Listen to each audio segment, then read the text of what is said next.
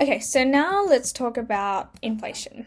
So inflation is basically a sustained increase in the average price level over time. So two keywords here. Sustained, so that tells you that the prices are increasing over a long period of time. So it's not just like a sudden increase that happens one day and then goes away the next. And second keyword is average. So average price level. So it's not just like the price of one good or service increases randomly. It's just the average prices of all goods and services on average have been increasing. So those are some key things to remember. Secondly, consumer price index. So consumer price index is pretty much how we measure inflation. And it's basically, like I said earlier, new consumer price index minus old divided by old times 100, and that pretty much tells you the changes in the average prices, which gives you inflation. So there's a few problems with the CPI. First of all, they use a weighted basket of goods and services. Now, what that means is they look at the goods and services that are most commonly used in metropolitan households. They only survey like 0.2% of all Australian households, and all of the households surveyed are metro. So first of all, they might not be representative of everyone. So, for example, I think one of the products in this basket is petrol.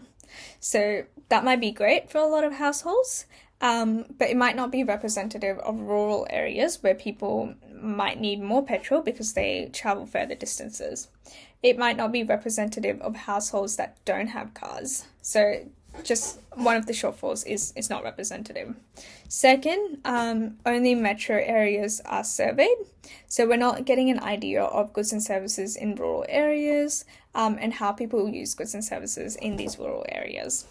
And finally, survey error. So just as with any statistical survey, they're prone to errors. So yeah, that's just some things to keep in mind.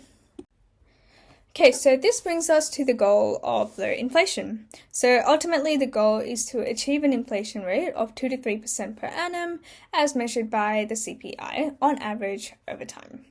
Okay, so why do we only want 2 to 3%? So firstly, if we have too much inflation, that's really unsustainable, okay? It means that our prices are going up too high. It reduces our consumer confidence. It also reduces our international competitiveness as well. So we'll talk about international competitiveness a little bit later, but just to give you an idea, so if our prices are going up too quickly, people overseas are less likely to now want to buy Australian goods and services. Why do we not want 0% inflation? It just sort of tells us that, I guess, the economy is sort of doing kind of bad.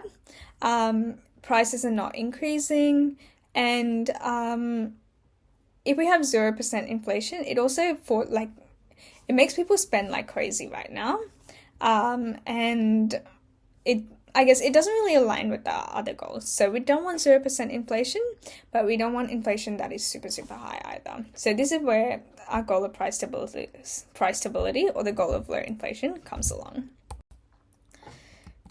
So there's a few different ways that we can use to measure inflation. So first of all, we look at the headline mainly. So headline inflation, we just look at CPI. We don't think about any outliers or anything.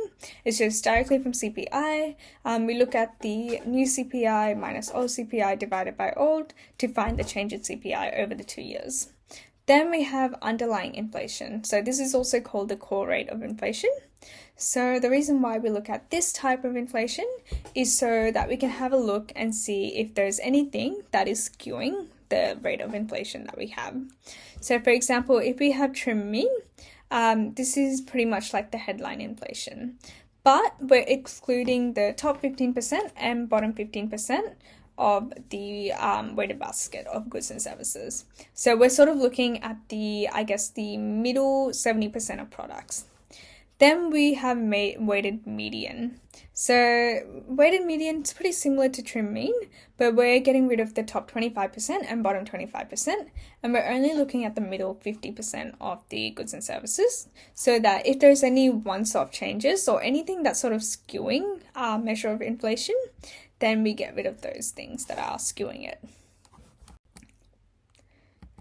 Okay, so there's a few things that affect inflation. So we've got demand pull inflation. So demand pull inflation is caused by demand. So if aggregate demand shifts right, and it shifts right so quickly that supply can't really keep up, that results in demand pull inflation. Then we've got cost push inflation.